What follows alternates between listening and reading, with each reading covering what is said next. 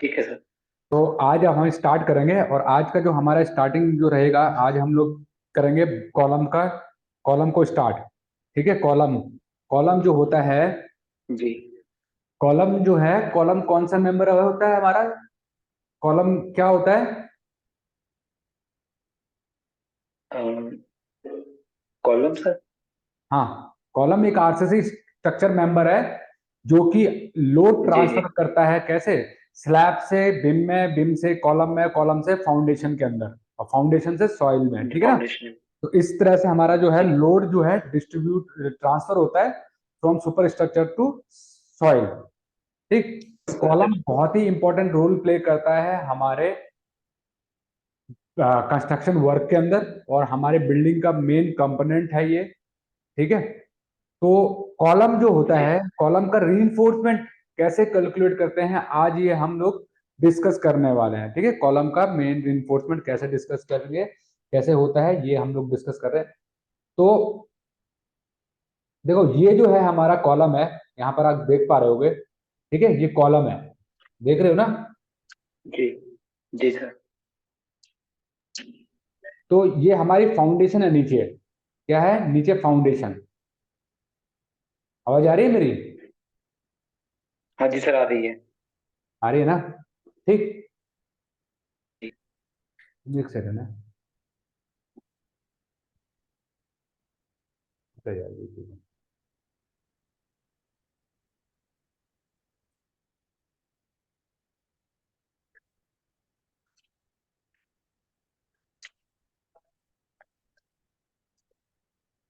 तो ये हमारी क्या है? नीचे हमारी फाउंडेशन है। ठीक है। यहां से हमारा वर्टिकल बार स्टार्ट हो रहा है। जी। कहाँ से? यहां से वर्टिकल, ये एल जो है, यहां से हमारा वर्टिकल बार स्टार्ट हो रहा है। ठीक है। उसके बाद ये वर्टिकल बार ऐसे चल जी। रहा है ऊपर, और यहाँ पर जो है, यहाँ से हमारा कह सकते हैं, ये हमारा क्या है? ये ग्राउंड लेवल है। ये क्या हमारा? ग्राउंड लेवल है। ठीक है ना? Ground level. ये ग्राउंड लेवल है। जी। उसके ऊपर जो है ये सब स्ट्रक्चर का पार्ट है इतना, जहां तक ये लाइन है, ये सब स्ट्रक्चर का पार्ट है। ये यहाँ से सुपर स्ट्रक्चर हमारा शुरू हुआ है। तो ये जो एल होता है ना, ये बैंड जो होता है, ये हमेशा 300 रखा जाता है, कम से कम 300 ये आपका होना चाहिए। समझ 300। रहे हो? ये जो लेंथ है एल की, जी। ये कम से कम 300 की होनी चाहिए। अगर ड्राइंग में दे रखी है स्ट्रक्चर कंसल्टेंट ने तो ठीक है, नहीं दे रखी है तो आप जी। क्या लोगे? 300 पकड़ोगे। ठीक है, 300 300। आप इसको जी। कंसिडर करोगे। नहीं दे रखा है, ड्राइंग में मिस हो गया, तो 300 पकड़ के आप कैलकुलेट कर सकते हो, कोई दिक्कत नहीं है उसमें। ठीक है। फिर यहां से लेके यहां तक ये जी हमारा सर। वर्टिकल बार की लेंथ है।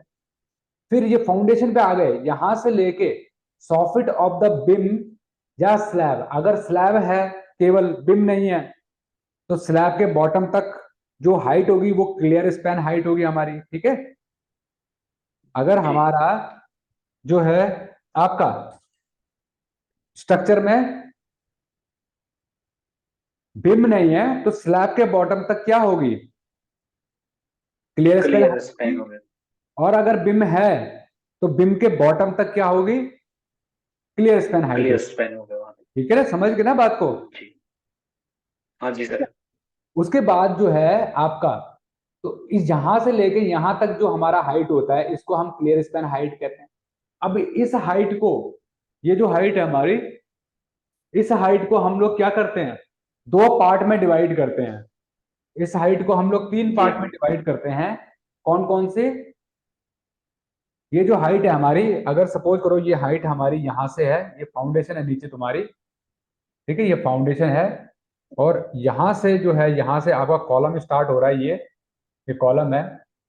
और यहाँ पर ऊपर आपका बिम है, और ये स्लैब है। इस तरीके से बिम है और स्लैब है। ठीक है। जी।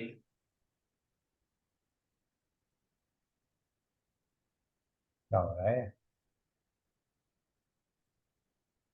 इस तरीके से बिम है, स्लैब है। तो यहां से लेके ये जो हाइट है आपकी, ये क्या है आपकी? Clear span height. Clear span. ठीक है, ये है आपकी क्लियर स्पैन हाइट। ठीक। अब इस हाइट को भी हम क्या करते हैं? तीन पार्ट में डिवाइड करते हैं। समझ गए? इस हाइट को भी हम लोग तीन पार्ट में डिवाइड करते हैं, नीचे से और ऊपर से। एच, ये अगर हमारी टोटल क्या है, ये एच है, टोटल हाइट अगर आपकी h है तो ये नीचे वाला h/4, H/3। ऊपर वाला भी h/4 हो जाएगा। ठीक है, और इसको क्या बोलते हैं, इस h/4 को, इसको कहते हैं कन्फाइंड स्पेस।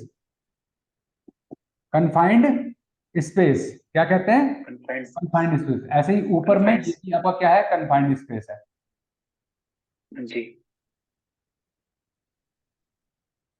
ठीक है, ये ऊपर से भी क्या है, एक जी। सेकंड है, मुझे एक काम करना है, एक सेकंड है। ठीक है सर।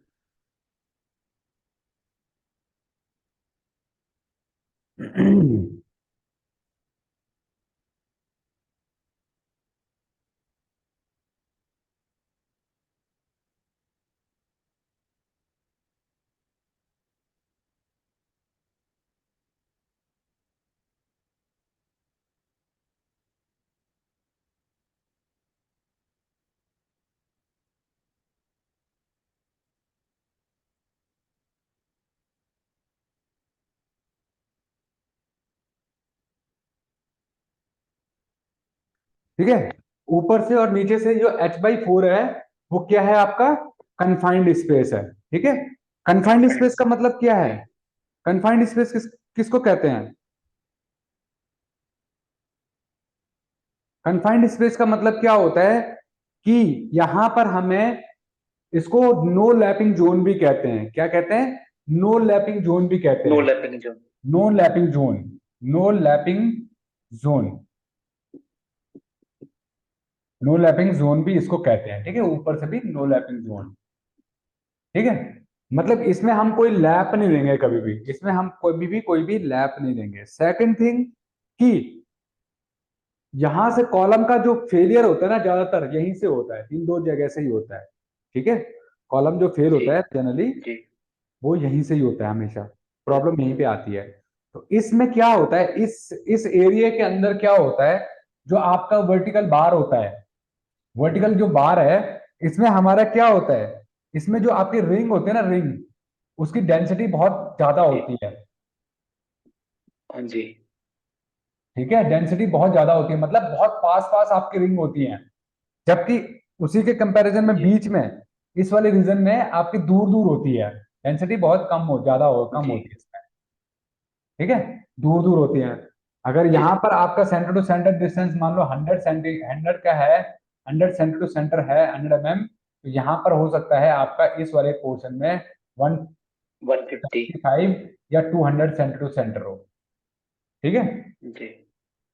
समझ रहे जी हो? सर।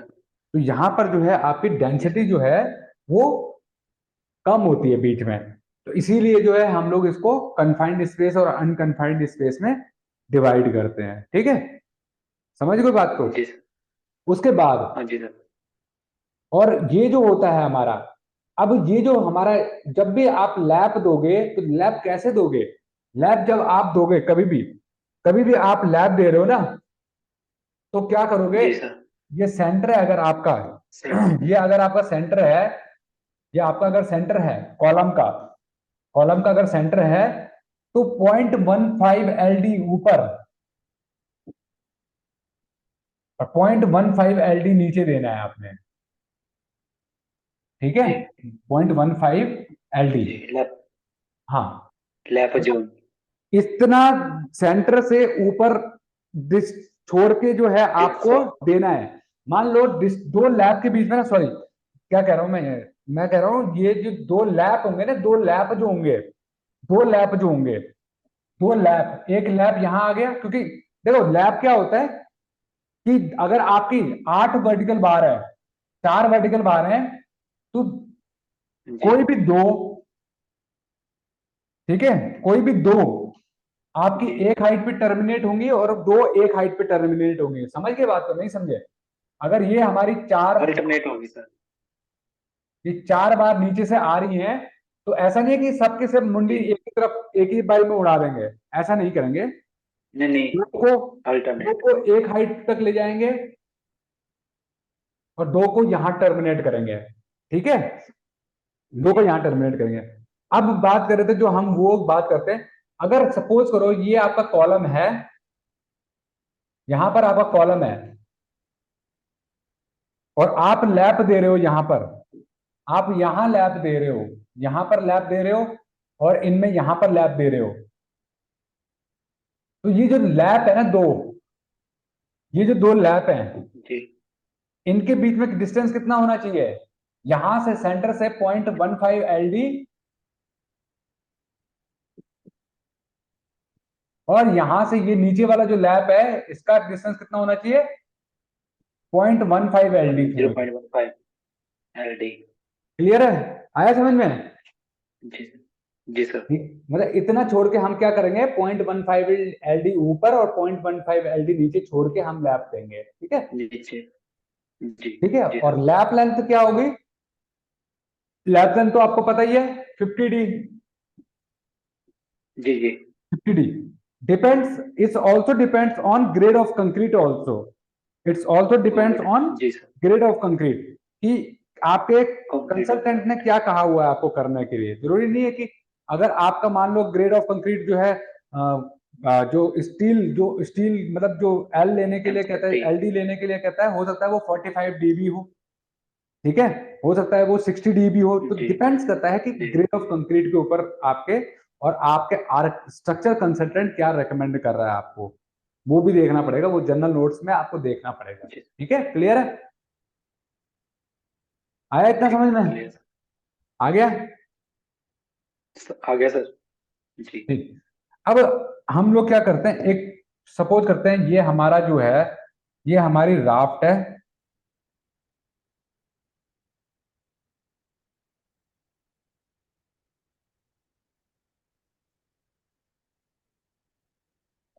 और इसमें ये हमारा कॉलम है।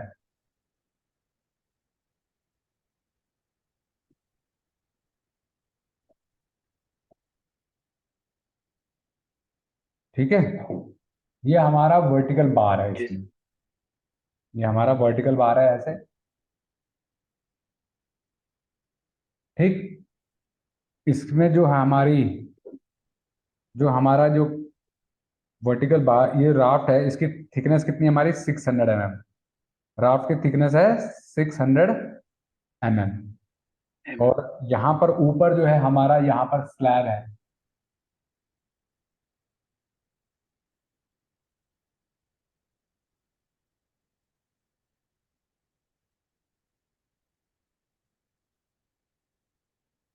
ठीक है जी?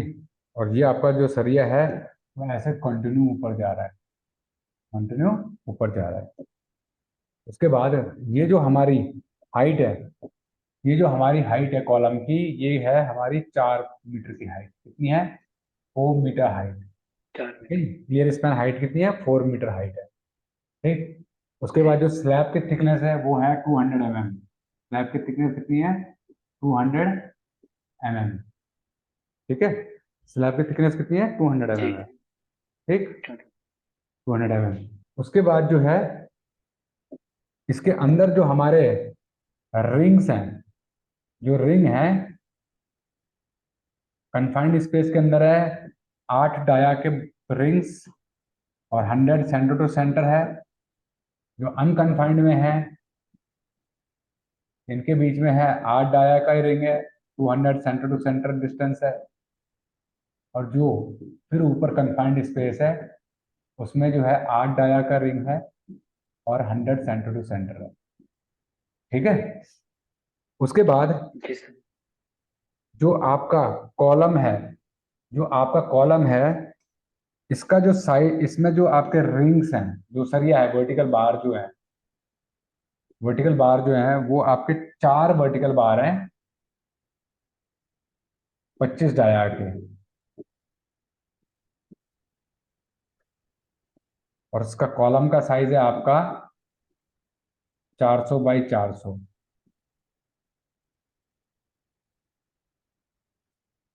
ठीक है? 400 बाई 400 mm। और ये जो है आपकी, ये 300 है।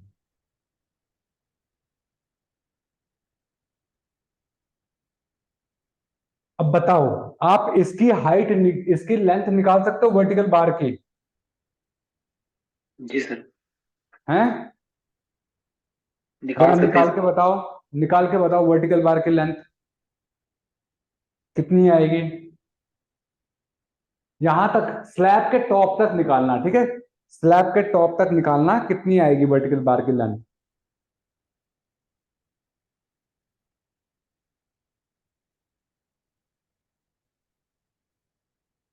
क्या भाई साइड फाइव ले पॉइंट वन गए आ रही सर एक की। हैं? जी सर, कवर रह गया सर। क्या कह रहे हो? कवर नहीं लिया ना सर। राफ्ट में 60 mm का कवर होता है। जी। कितनी मीटर आई?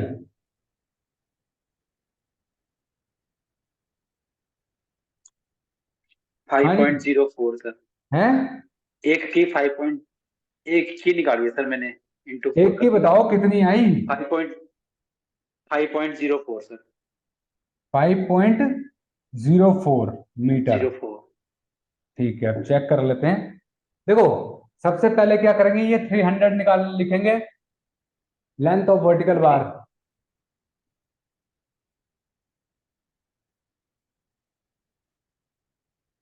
एट डाया कितना है? 25 डाया। ठीक है, जी।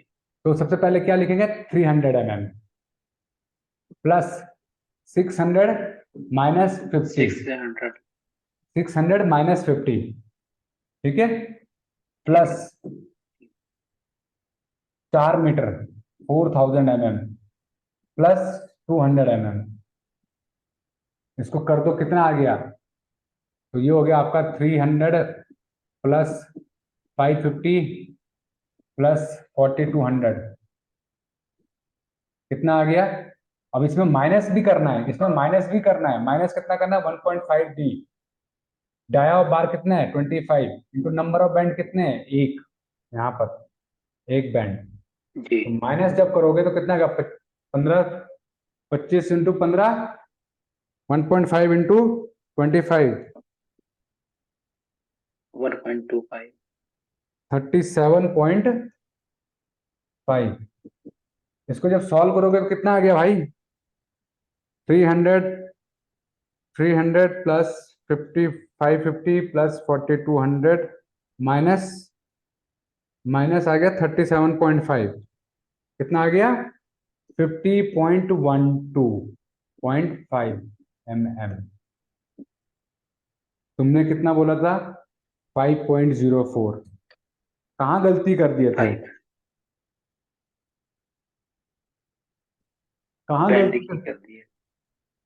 बैंड हाँ? की नहीं की थी। बैंड की गलती की थी। किसकी गलती थी? बैंड की सर। तो बैंड से पहले भी 550 आ रहा है, 50-50 आ रहा है भाई। 4200 प्लस 300 कितना होता है? 42 और 300 4500, फिर भी हाँ। 45, 50-50 आ रहा है आंसर। तो भी 40 नहीं आ रहा है, जो तुमने 40 बोला है वो भी, तब भी तो 0.04 नहीं आ रहा है।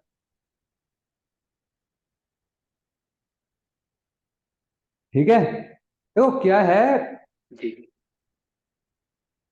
सुभाष, जी सर। क्वांटिटी सर्वेयर का काम easy, fast, accurate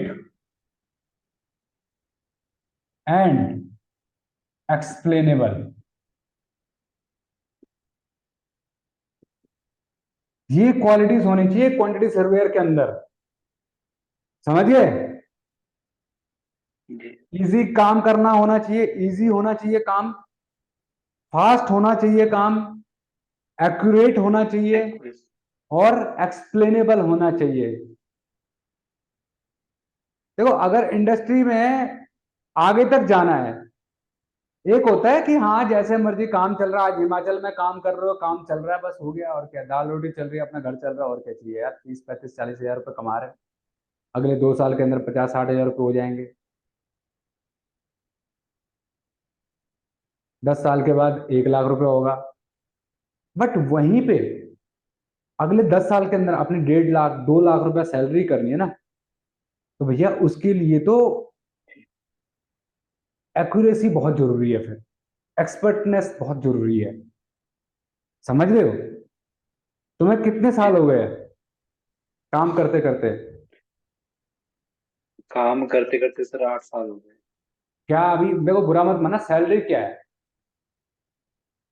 salary sir 45। बताओ, फोर्टी आठ फाइव साल और 45 सैलरी।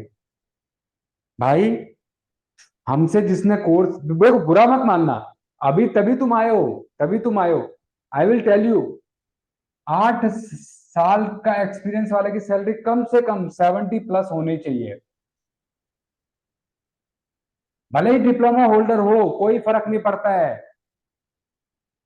जी। समझ गए? आठ जी साल सर। प्लस एक्सपीरियंस की सैलरी कम से कम 70,000 होनी चाहिए। जो 40-45 की रेंज है ना, 40+, ये होती है 3 to 4 ईयर वाले की, एक्सपीरियंस वाले की सैलरी। सोचो कितना पीछे चल रहे हो तुम, कितना पीछे चल रहे हो। समझे बात को? हाँ जी सर। हाँ, तो ये चीज ध्यान रखो, आपकी सैलरी कम से कम आज 60+ होनी चाहिए, कम से कम भी, कम से कम भी 60+ होनी चाहिए, तो गिरे से गिरे भी 60+ सैलरी होनी चाहिए थी आज। तो इंप्रूवमेंट करो। ये क्यों होता है पता है? जी। क्या होता है, जब इंटरव्यू में जाते हो ना, तो वहां पर जवाब नहीं दे पाते हो और फिर अपनी सैलरी कम करवा बैठते हो। होता है कि नहीं होता है? सही बात। भाई, 10 क्वेश्चन जी। पूछे इंटरव्यूअर ने, एक का जवाब दिया, दो के जवाब नहीं दे पाए, या दो के दिए एक का नहीं दे पाया, तो एक जो जवाब नहीं दे पाए ना, उसकी वजह से ही कम से कम 4 से 5 हजार रुपए का डिस्काउंट दे बैठे तुम। थोड़ा सा मॉरली हो जाता है ना, अंदर से फीलिंग आता नहीं यार, ये जॉब तो लेनी है, लेकिन 2-3 क्वेश्चन गलत दे दिए तो यार 10 हजार रुपये कम कर देते, कोई बात नहीं, जॉब कंपनी तो अच्छी है कम से कम। होता है। हाँ जी। बहुत सही बात हाँ, तो जब तुम्हें कॉन्फिडेंट होगा अपने आंसर्स के ऊपर ना, तो कभी तुम कहोगे सर जी कोई बात नहीं, नहीं देना मत दो, मैं तो नहीं करूंगा। ठीक है, तो इसलिए जो है ना, ये 5 mm 10 mm जो चीजें हम कह रहे हैं ना, इनको अपने अंदर इंप्रूव करो, इन चीजों को, इन मिस्टेक्स को कम करने की कोशिश करो, समझे? उसके जी। बाद बात करेंगे हम लोग किस चीज की? इसके बाद हम लोग बात करेंगे हमारा जो है, ये तो हो गया वर्टिकल बार का लेंथ। अब ये जो लेंथ है, इसको मल्टीप्लाई जी। कर दोगे किससे? 4 से। 4 से मल्टीप्लाई कर दोगे तो क्या आ जाएगा, टोटल जो 4 हमारे वर्टिकल बार हैं उनकी लेंथ आ जाएगी। ठीक है, 4 वर्टिकल बार की लेंथ आ जाएगी। उसके बाद हमारे क्या है, अब हम कैलकुलेट क्या करेंगे? लैब। नहीं, लेंथ तो हमने कर दिया ना। जी। अब लैप की बात कर रहे हो ना, लैप, लैप। अब देखो, हाँ जी। जनरली हम ब्रेक किस में करते हैं? हमारी 12 मीटर की सरिया आती है, तो हम ब्रेक करते हैं सरिये को 7 और 5 में, 7 और 5 में ब्रेक करते जी। हैं। करते कि नहीं करते हैं? साइड पे हाँ जी सर। 7 और 5 में ब्रेक करते हैं करते सर। हैं। इससे हमारा क्या हो जाता है, देखो, 7 और 5 के बाद जो है वेस्टेज। हमारा नो लैप जोन से बाहर निकल जाता है, नो लैप जी। जोन के बाहर निकल जाता है, तो इसलिए हम उसको यूज करते हैं। बट कई बार हमें देखना भी पड़ेगा, जैसे अगर हमारा 7 मीटर, अभी हमारा कितना मीटर आ रहा था, 5 मीटर समथिंग आ रहा था ना, 5 मीटर, हाँ जी। 5 मीटर करीब आ रहा था। तो अभी हमारा लेंथ यहाँ तक तो 5 मीटर है, और 1 मीटर और अगर हम उसमें छोड़ दें, 5 मीटर से जाएंगे, तो हमें उसको और तोड़ना पड़ेगा। तो हमें 2 रॉड तो यहाँ पर डालनी पड़ेंगी, 2 रॉड हम अगले वाले फ्लोर पे यूज कर सकते हैं, 3 और 1.5 मीटर। जी। ठीक है ना? तो हमें यहाँ पर 7-7 मीटर की ही करनी, 7 की एक करेंगे, और दूसरी जो है करीबन करीबन 7 की नहीं करेंगे।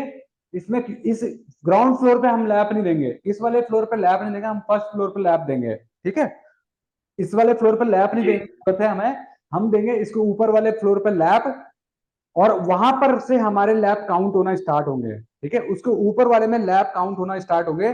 तो क्या होगा, एक फ्लोर पे हमारे 4 लैप हैं, तो आप लिख दोगे लैप, एडेड लैप प्लस कितना, 50D, 50D into 4, 50D। 50D into 4 कर दोगे, 4 सरिये, चारों में लैप दोगे।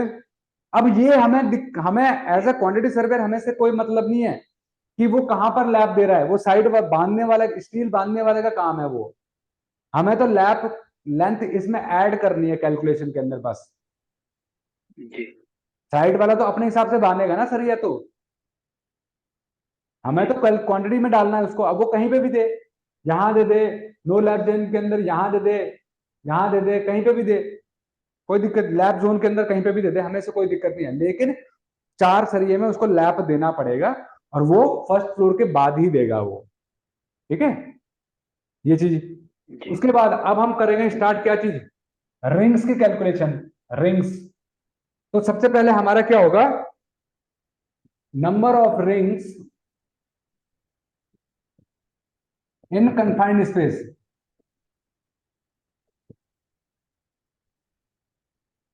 Number of ring in confined space, confined space मतलब h/4।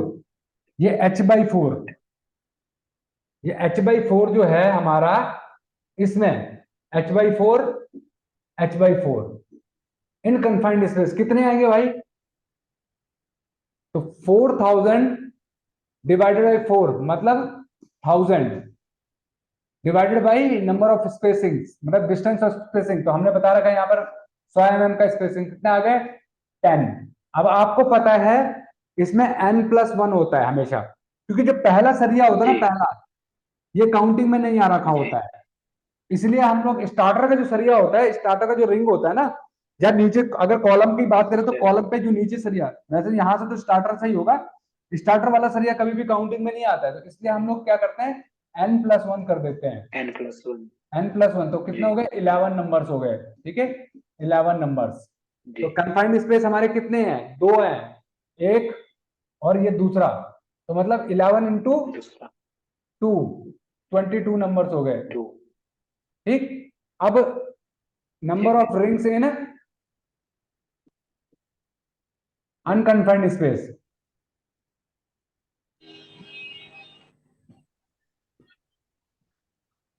ठीक है, अनकन्फाइंड स्पेस, इसमें कितना आएगा, तो 4000 में से माइनस कर दो क्या, 1000 ऊपर से और 1000 नीचे से, कितना हो गया, 2000 हो गया। डिवाइड किससे करेंगे, 200 से, क्योंकि हमारा स्पेसिंग कितना है, 200 का स्पेसिंग है, मतलब 10। अब इस केस में क्या होता है कि ये जो हमारा होगा ना यहाँ पर कंफाइंड स्पेस का लास्ट होगा, वो ऑलरेडी नीचे वाले में, वो ऑलरेडी ऐड हो रखा है नीचे वाले में। ठीक है, यहाँ पर जी हम कर देंगे -1, तो सेंटर वाले में -1 कर देंगे, तो मतलब क्या आएगा, n-1, तो मतलब 10-1 equal to 9 numbers. Total number of ring कितने हो गए कन्फाइंड बस अनकन्फाइंड स्पेस, 31। हाँ 22 + 9 31 हो गए। 9 ठीक है, अब लेंथ ऑफ रिंग बताओ कितनी आएगी,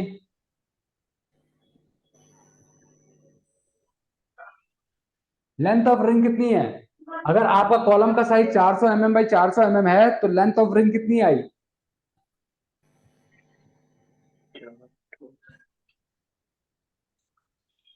430।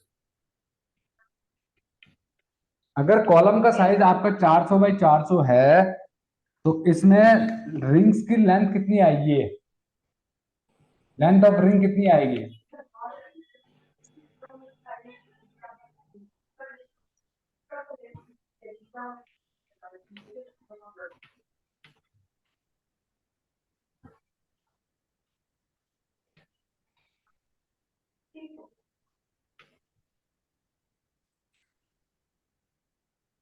बताओ भाई जल्दी बताओ। Sir 592.5 mm।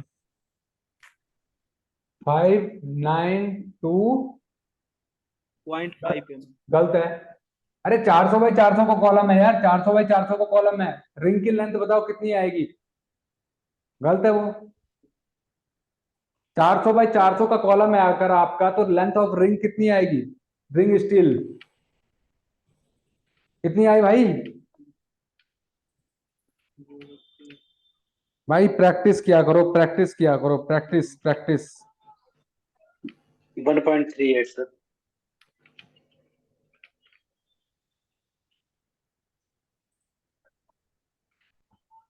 हाँ 1.38 मीटर कितनी आई, 1.38 मीटर। ठीक है, अब इसको मल्टीप्लाई कितने से कर दोगे? 31 से, 31 से। 31 से, 31 से, 31। जी जी। तो ये टोटल लेंथ आ जाएगी, total length of steel for rings. ठीक है, मीटर में आ जाएगी। तो इस तरीके से हम लोग कॉलम 42 की पॉइंट्स। स्टील निकालेंगे। ठीक है, इस तरीके से हम कॉलम की स्टील निकालेंगे। ठीक है भाई, आया समझ में? जी जी सर। तो ये जो है हमारा, इस तरीके से हम लोग करते हैं। ये कॉलम का जो स्टील है, अगर इसका स्क्रीनशॉट, वैसे तो तुम्हारे पास ड्राइंग होगी, तो इसका जो है ड्राइंग का पिक्चर लेना तो पिक्चर ले लो, स्क्रीनशॉट लेना है तो ले लो। ठीक है, तो इस हिसाब से जो है हम लोग इसको करते हैं। ठीक है जी, ठीक है भाई। जी तो अपनी जो है अपने हिसाब से, इसके बाद क्लास ओवर हो रही है तो इसके बाद जो है अपने हिसाब से ये स्पेसिंग बढ़ा दो, 150 कर दो, 200 कर दो, या 170 कर दो, 175 कर दो, ऊपर वाले की फिर 150 कर दो। तो ऐसे हिसाब, ऐसे करके एक प्रॉब्लम खुद से सॉल्व करो, खुद से बनाओ और उसको सॉल्व करो। ठीक है, अभी मैंने स्लैब के थिकनेस ले के 200 mm, आप ले लो कितना, 175 ले लो या 150 ले लो, चेंज करके, थोड़ा बहुत चेंज करके इसको सॉल्व करना है। ये 300 ही रखना है, ये वाला तो 300 ही रखना है, हर किसी केस में 300 ही होगा जैसे मैंने बताया। ठीक है, ठीक है भाई। जी इसको, एक प्रॉब्लम को सॉल्व जी जी। करो।